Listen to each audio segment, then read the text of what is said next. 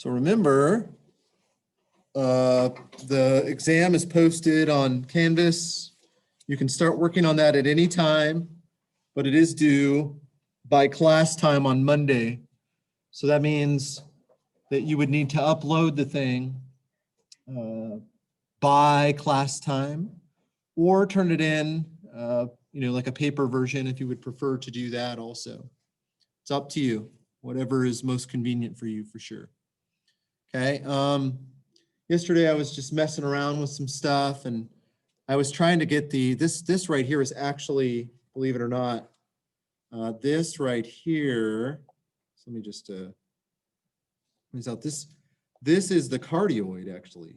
Okay, so this equation right here is basically r squared. That's r squared on the left equals r minus r sine theta, right? If I kind of replace the square root of x squared plus y squared with r and y with r sine theta. If I cancel r, right? So if I divide everything by r, I get r equal to 1 minus sine of theta. Okay, I wrote this thing in the rectangular coordinates because GeoGebra doesn't seem to understand this immediately. I'm not sure. There's probably some setting I would have to change or something. It doesn't seem to understand polar equations flat out. Okay, so I switched it over to that. But unfortunately, if I just graph this, I just get like a single cardioid down in the XY plane. Do you see that kind of showing up down there, that heart shape? Okay. Of course, this is, that's what it looks like. Yes, the x-axis goes off to the right, and the y-axis, the positive y-axis goes up like that. Okay. And I was hoping that they would automatically have Z just do whatever, and it would get sort of like this cylindrical shape, the cardioid cylindrical shape. Okay. But it didn't work out that way. So what I did is I kind of graphed this thing using the parametrized polar coordinates, and then just letting Z be a different parameter, which I called U. And I just let T and U do their thing. And this is what was sketched out. The problem is it only sketches one of these every so often. Yes.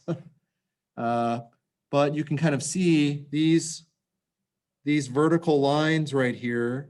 Those are the so-called rulings of this. And of course, really I could take, it's probably best to take the cardioid that happens to live down in the XY plane as the generating curve or the directrix of this thing. So like this guy right here, I guess. Okay, this guy down here in the XY plane. It kind of makes sense to try to take that as the directrix and all of these other things as the rulings of this. But this would also qualify as a cylinder, if you will. Yes, so this is a cylinder. Really, this should all be filled in here, but I'm not really sure why it didn't fill it in. I don't know. Okay, maybe if I right-click on this, I could go to a setting and tell it to fill something, but I'm not completely sure. I would have to play around with that. There's much to learn with GeoGebra, no question. Okay, but what I wanted to do today was continue talking about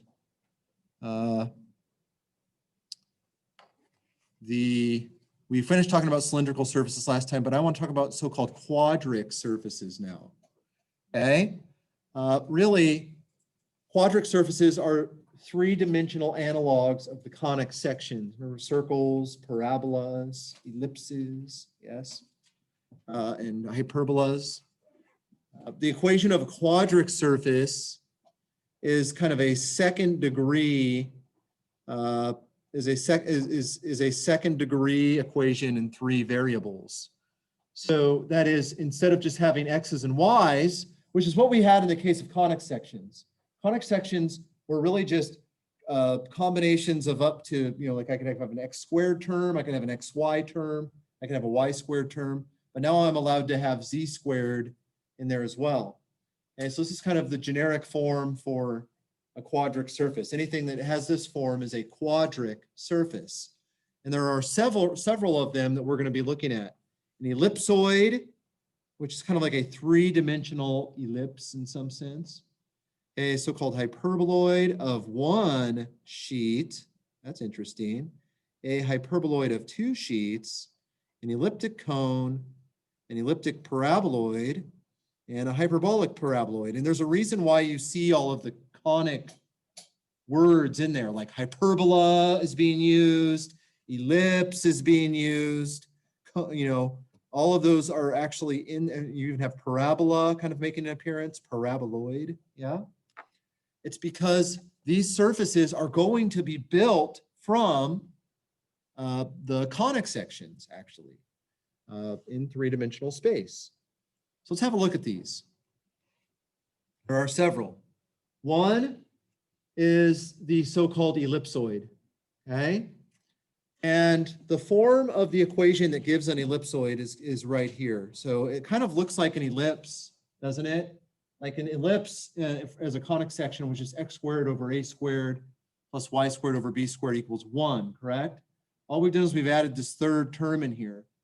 And what it does is basically, look, if you like set z equal to some number, then if I set z equal to some fixed number, I get these kind of, you sometimes call these level curves, if you will. But I'm going to get ellipses every time I set z equal to some kind of number until z gets too big to where I'm not hitting anything anymore. Okay, so I have ellipses that are parallel to the xy plane. I also have ellipses that are parallel to the xz plane and to the yz plane. I just want to think about this for a minute. Like, why is it that this thing eventually stops? Okay, well, if you think about it, this thing can be rewritten as x squared over a squared plus y squared over b squared equals 1 minus z squared over c squared, yes? So, I mean, I could plug in various values of z, like z equal to 3 or 4 or something like that, and I'm just going to get certain numbers on the right-hand side, which means I'm still just dealing with an ellipse. But eventually, this number is going to get small to the point where it's like 0, okay? And then I'm going to start running out of, you know, x's and y's that would actually work anymore for a given z value. So like if I plug in z equal to 0, for instance, right? If I plug in z equal to 0, okay, then what I actually get is x squared over a squared plus y squared over b squared equals 1. That's what would have to be going on with x and y if z was 0. So that means this thing kind of intersects the xy plane and the ellipse x squared over a squared plus y squared over b squared equals 1. Yeah? And then what I can do is I can kind of change the value of z, which means I'm basically slicing through this thing at various heights and seeing what I get. And every time I'm going to get ellipses every single time until I get to z equal to, like, what do you think the highest z value is that I can plug in that I will still get something? Think about it. When would this guy become 0? When z is c, correct? If z happens to be equal to c, I would get 0. And by the way, on the bottom half of this ellipse, that would be z equal to minus c. And I would run out of room. And it's the same thing is true for x and y. Like if you think about it, you know, x, the biggest x can get is a or negative a. And for y, it's b and negative b over here. Okay? So that's the ellipsoid. Okay? This guy, this like little hyperboloid of one sheet is kind of an interesting animal. Like, by the way, I would tend to want to rewrite this as x squared over a squared plus y squared over b squared equals, I would move the z squared over c squared to the other side. So it'd be 1 plus z squared over c squared. And if you think about it, no matter what value I plug in for z equal to 0, by the way, if I plug in z equal to 0, what kind of a curve do I get? Think about it here. What if I plug in z equal to 0? What would I get? If z is 0, I get x squared over a squared plus y squared over b squared equals 1. What is that?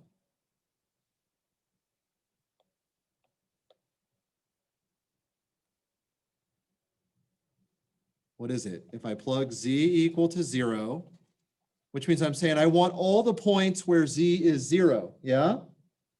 If I plug z equal to 0, I get x squared over a squared plus y squared over b squared equals 1. That's an ellipse, yes? Right, and it's this ellipse right here, okay? It's that ellipse right there. It's at the height z equal to 0. It's like we've sliced through this thing at height z equal to 0. This is how we kind of graph surfaces in three-dimensional space. Before you used to make tables, like you would go x, y, x, y, x, y, and you would get a bunch of points, right? You would get a bunch of points like this, and then you would kind of fill in, you would kind of guess, and you would fill this thing in and go like that, yeah? Now what you do is you basically set z equal to something and you figure out what kind of curve you get, yes?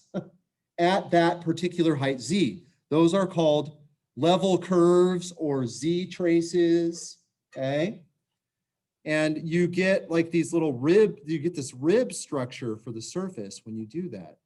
Okay? You talk about that a lot more in Calc 3, but you get these little rib structures and then you say, oh, there's like kind of a surface skin that fills in around this rib structure, okay?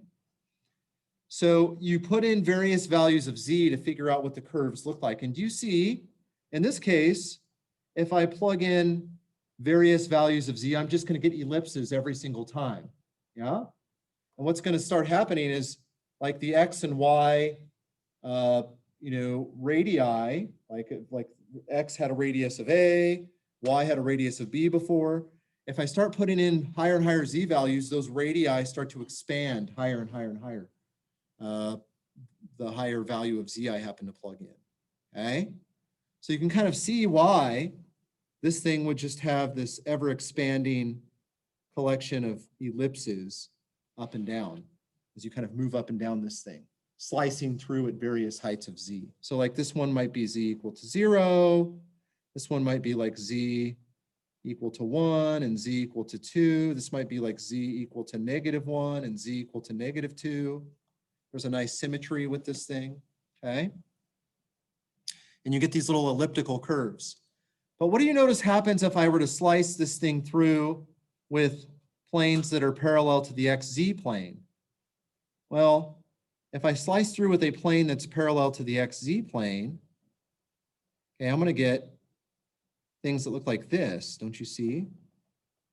Yeah, I'm going to get hyperbolas, correct? And similarly, if I slice through with things that are parallel to the yz plane. Okay, so that's trying to illustrate. Slicing through with planes parallel to the xz plane means I'm fixing y equal to something. So like this is y equal to 3 or something. If I set y equal to 3, I am clearly going to get, like if I move that number to the other side, I have an equation of a hyperbola in x and z, right? I would have an equation of a hyperbola in x and z.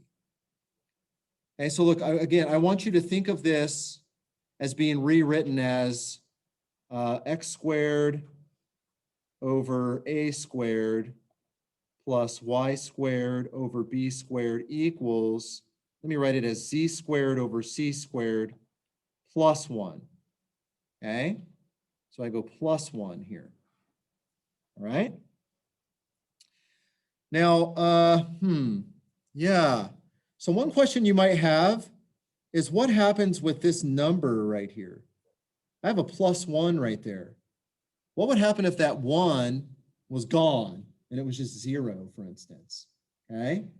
Or what would happen if that 1 was actually not positive 1, but it was like -1? How would that change things? Okay. And that's what we're going to look at next. Okay, so let's look at that. So first of all, look at this. Look at this guy right here. Now remember, this was called over here, that was called the hyperboloid of one sheet. Okay, so let me just say hyperboloid of one sheet.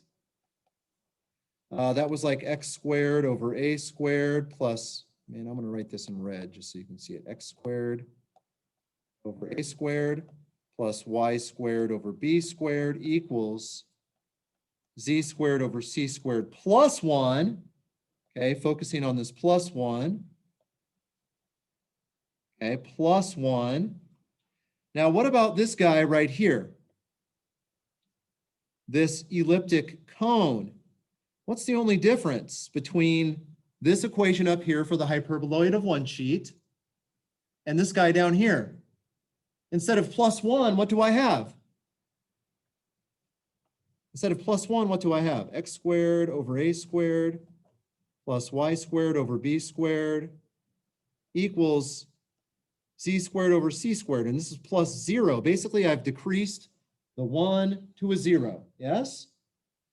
And notice, doesn't this look a lot like the hyperboloid of one sheet if you think about it? Kind of looks like an exaggerated version of the hyperboloid of one sheet, doesn't it? It looks like I've taken that thing and gone like this. Have you ever seen one of those Chinese finger traps? You know what I mean? A hyperboloid of one sheet is basically like a Chinese finger trap.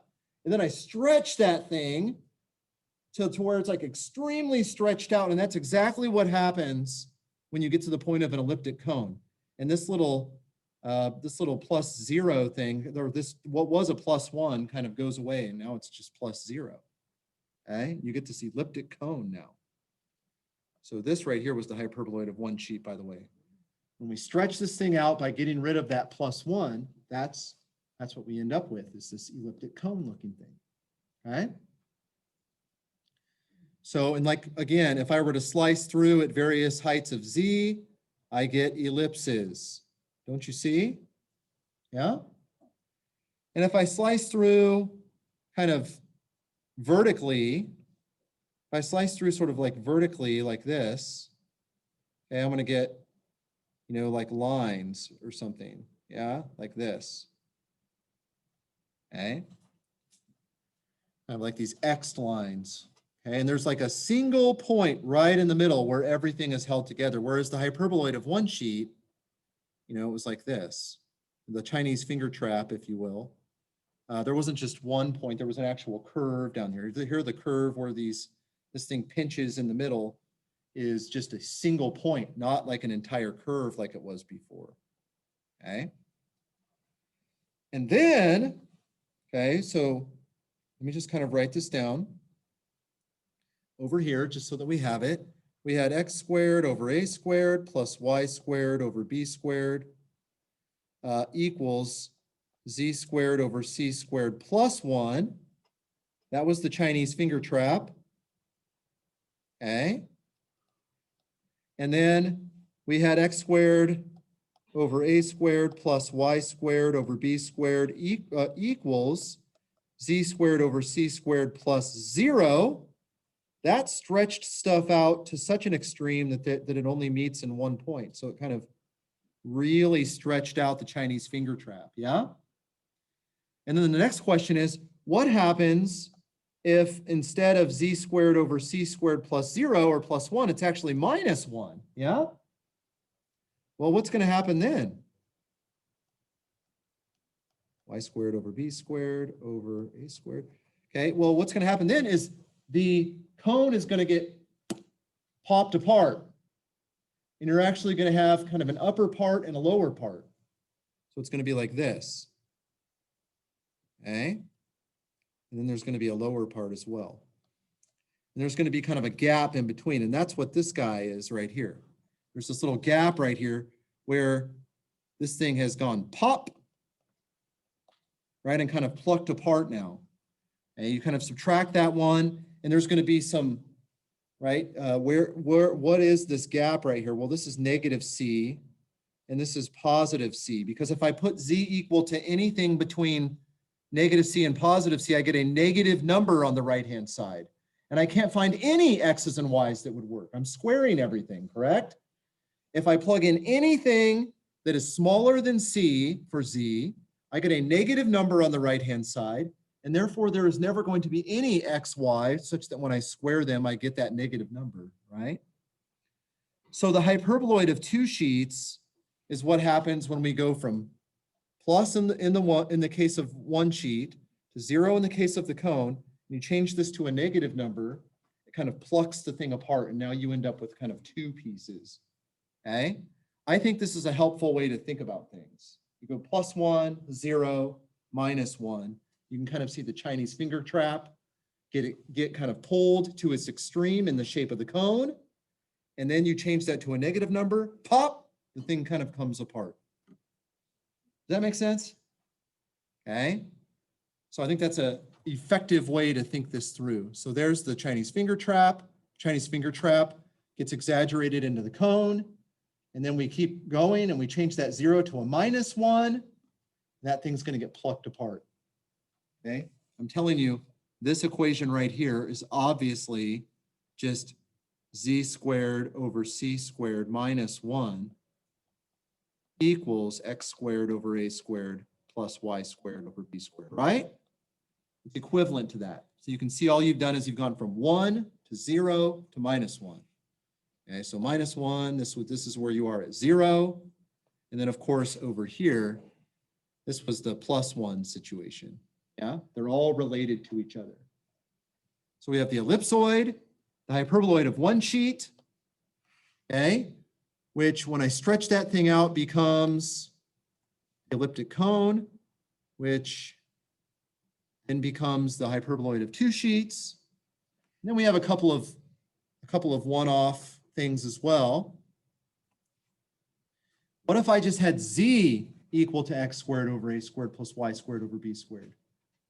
Well, you know that if you had y equal to x squared over a squared, you would have parabola, yeah? Z equal to x squared over a squared plus y squared over b squared gives you a parabola, an elliptic paraboloid, where if you slice through horizontally, you get ellipses. And if I slice through vertically, I get parabolas, yeah? I get parabolas everywhere. Okay, that one's fairly straightforward. What you have to do is just plug in various numbers for z or various numbers for y. Like if you put z equal to 3 or something, you're going to get an ellipse, right? If I plug in y equal to 3, I'm going to get a parabola, okay? So you get parabolas in one direction, ellipses in the other direction, and that forms the kind of skeletal structure, the rib cage for this graph, for this surface, okay? And then one of the weirdest ones is, okay, you say, okay, I have z equal to x squared over a squared plus y squared over b squared. What if I flip that plus to a minus? Yes? The question is, what if I flip that plus to a minus? And what that does is it kind of makes this thing looks kind of like a mountain pass. Do you know what I'm saying? So like you can almost imagine that this is a couple of mountains, yes? And like if you were climbing this mountain, you would probably tend to walk right over this part right here. Does that make sense? Sometimes this is also called like a saddle point right there. It looks like you're sitting kind of between the humps of a camel or something like that, right? Okay. So this is called a hyperbolic paraboloid. Okay, so this is called an elliptic paraboloid because if I slice horizontally, I get ellipses. And if I slice this way, I get parabolas. This guy's called a hyperbolic paraboloid because if I slice the one way, I get hyperbolas. Okay. And if I slice the other way, I get parabolas. Okay. Parabolas like this. Okay. All right. So these couple make sense, hopefully. Elliptic paraboloid, hyperbolic paraboloid.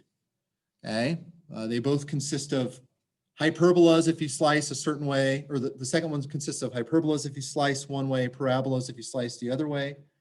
The first one consists of ellipses if you slice one way and parabolas if you slice the other way. Yeah. All right, hopefully that makes sense. So just kind of go back through these 6: ellipsoid, hyperboloid of one sheet, cone, hyperboloid of two sheets, elliptic paraboloid, and hyperbolic paraboloid. Those are kind of the big 6 quadric surfaces. The big 6, okay? Hopefully they kind of make sense. Yeah, any questions on that? Questions?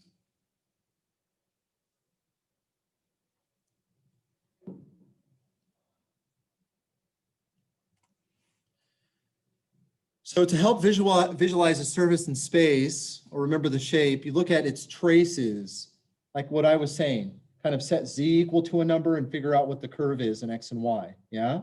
Set y equal to a number and figure out what the curve is in terms of x and z, etc. Okay? And what you're basically doing is slicing through with various planes and seeing what the rib is that comes out of that, the rib, R-I-B, the rib structure for that thing, right? By setting the variables equal to certain numbers, you're basically slicing through with kind of either vertical planes or horizontal planes to figure out what this thing has to look like, right? Let each variable be 0 or another constant one at a time to kind of sort out what these are. These are called the traces. Sometimes they're called level curves, right? Sometimes these are called level curves. Have you guys ever seen those topographical maps, by the way, where you'll have like something like this, and it'll be like that, and like this, or something, and they'll say, okay, this one right here, this is like at 100 meters, this is at 200, this is at 300, and this is at 400. Okay, this is like a two-dimensional rendering of like a three-dimensional situation, yes? What's actually happening here, oh man, do I dare try to do it? What's actually happening here is you have this, and then you have this something happening at height 200, and then at height 300, and then at height 400, okay? And what's really happening is you have this mountain range like this. Does that make sense? Yeah? Right, so it's just mountain range, and these things right here are called the level curves. And what that means is if I were to walk around on this thing, I would constantly stay at height 100, yeah? What you've basically done is you've sliced through the mountain at a particular height, and you kind of drew that curve in two-dimensional space. That's really what we do with surfaces. You kind of slice through at various heights, and you figure out what that looks like. And then you kind of visualize hanging those ribs in three-dimensional space and then filling in the skin of the surface, okay? Getting a skeletal structure for that thing. Any questions on that? You've probably seen those topographical maps before, I'm sure, right? I mean, you look at a map and that's basically what you see. They use colors sometimes to help you visualize better what's happening. They'll also put these little curves that are basically saying, you know, these are all the points that happen to be at a particular height, okay? But we don't just slice through horizontally like a topographical map. We also slice vertically to kind of really hone in on what's happening with these things. All the quadric surfaces can be changed by switching the roles of the variables in the equations. So like I can switch x and y or y and z. And what do you think it's going to do to those surfaces when you do that? So think about it. Like what if, so if I had like z equal to, remember z equal to like x squared over a squared minus y squared over b squared, you know that that was like this basically. Oh man, why did I choose this one, right? This is the tricky one to draw. Okay. Oh wow, that worked out okay. Yeah? Okay. So that's like what the z equal to whatever looked like. Okay, that was back there. Looks decently well, although they had y squared over b squared minus x squared over a squared, but close enough. What would happen if I like swapped the roles of x and z? Like what if it was x equal to z squared over a squared minus y squared over b squared? What do you think it would do to this surface? It would just kind of flip it around. It would rotate it in space, yes? So that x would then be acting like the z axis. You just have to spatially change the way that you think about this thing. It would simply rotate the surface around, yeah? And so you could kind of sort that out for sure, okay?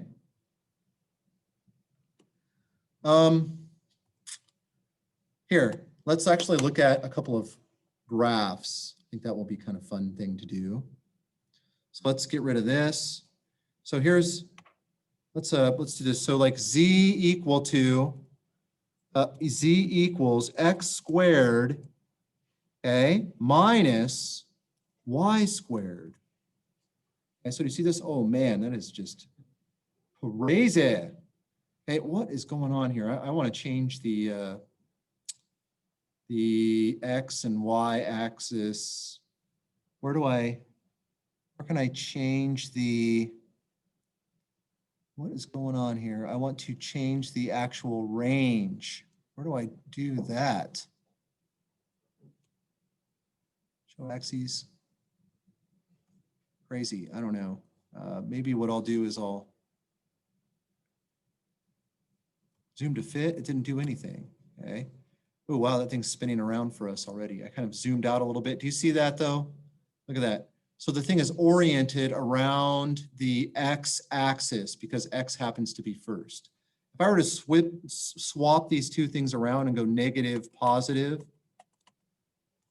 it would simply flip the orientation so that the saddle point would now be, or sort of the saddle would be along the y-axis instead of the x-axis, yes? Okay.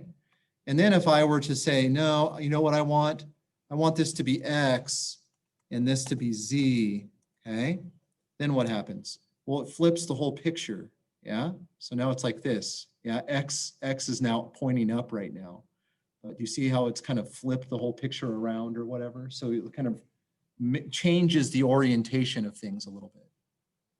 Okay, so that's pretty cool, I think. Any questions on that?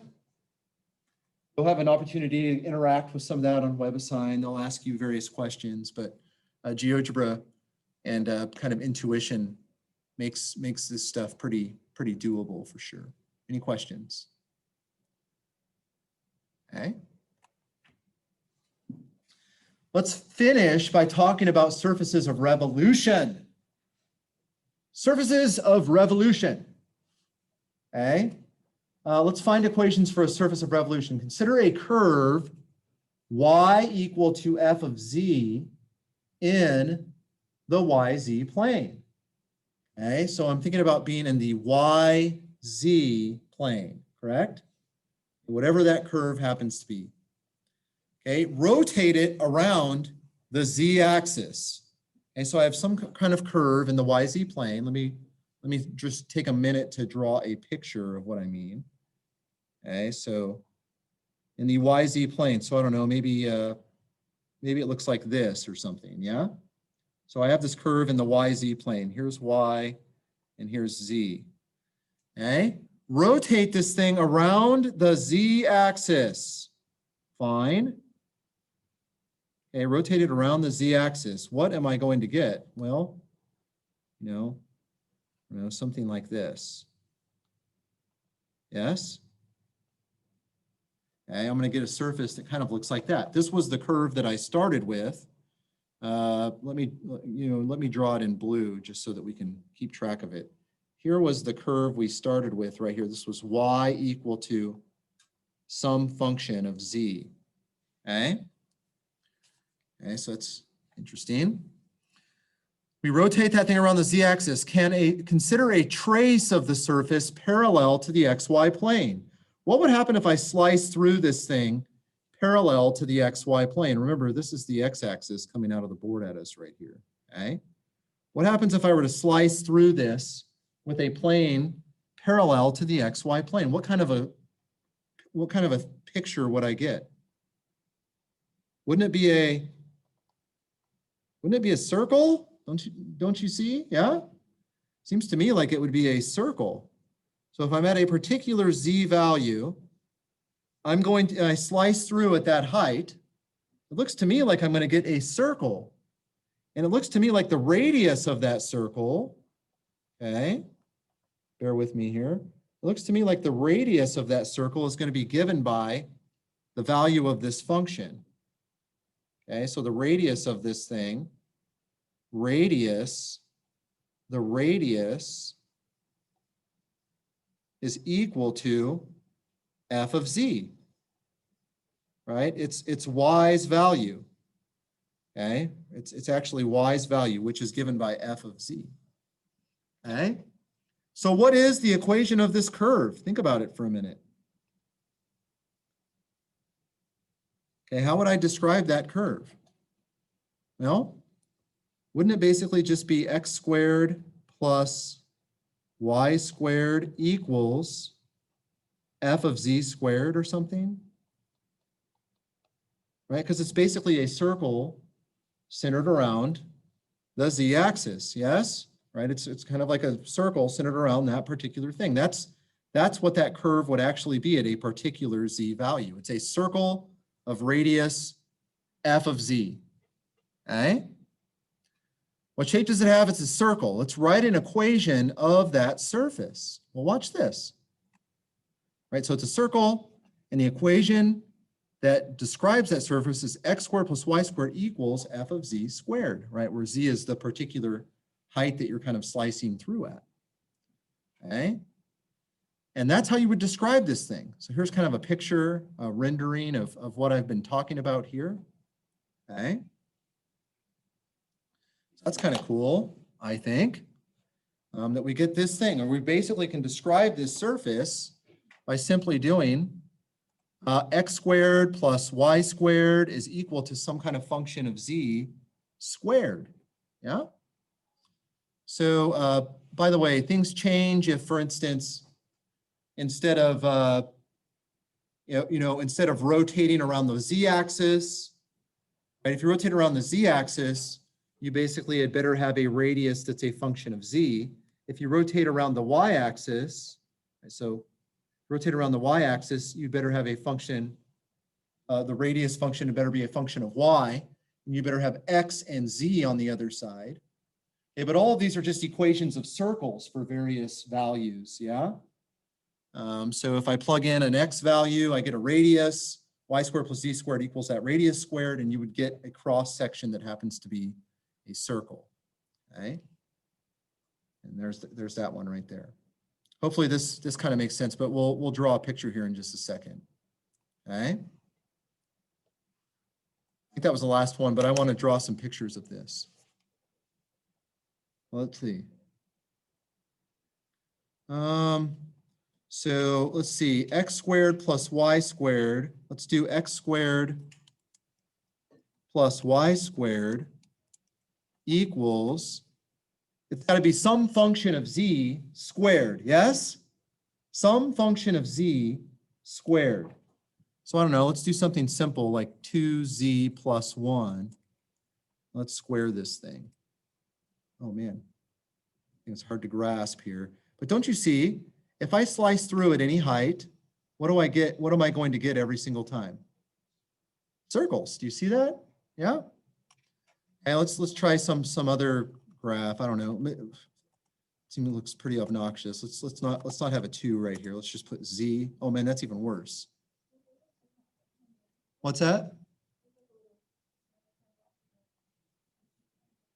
Like zooming out, you mean? Okay. So let's try something else. I don't know. Let's try like, I don't know, the square root of 3z plus 1 or something like that. And let's hit enter and see what happens. What just happened? That wasn't very helpful. Let's try, let's try some other function. What in the world? This thing is not behaving the way that I want it to. Let's get rid of that. Okay, so let's try something else. I don't know. Z squared minus 2z plus 1. Okay. And then I want to square this thing. Let's see what happens. Man, maybe it's off the charts or something. Let's see. I zoom out further and further and further. Do I ever encounter something that's helpful here? What's that? Undefined. What? Nonsense. Okay, so x squared plus y squared equals, oh, okay, so I don't know. Let's try z minus 3 quantity squared. Well, that kind of looks similar to what we had before. What if I change this z right here to a z squared? What? Why is it doing that? That's so weird. Okay. But you can kind of see how this works, right? You get this is basically a rotated surface around the z-axis. And how would things change if instead of x, this was a z, and then the thing on the right-hand side was basically a function of x? Well, it would rotate the whole picture. Do you see that? So the whole picture would kind of be rotated in that way. Yeah. So these rotational surfaces have a very kind of sensible format. You basically have, one variable squared plus the other variable squared is equal to some function of the third variable squared. You end up getting these nice little things. Okay, it's cool. I'm not really sure what is going on with this thing. It says undefined. That is not true. That is definitely being defined. I don't know if it wants me to put a time symbol right there or what. What? I don't know what's going on with that one, but. Is there any reason why, do they all have to be the same power? Is it fine if you had an x squared, y squared, and z to the fourth? That would be, no, yeah, that would be fine. So that would just be z squared squared. Do you know what I mean? Yeah. Yeah. So if I do that, man, what is going on with this thing? Yeah, something's not right with this. I think z's been hung up at being equal to some number like 1 or something at this point. At the very least, this one is being graphed correctly. It's doing something strange on the other one. Okay. Okay.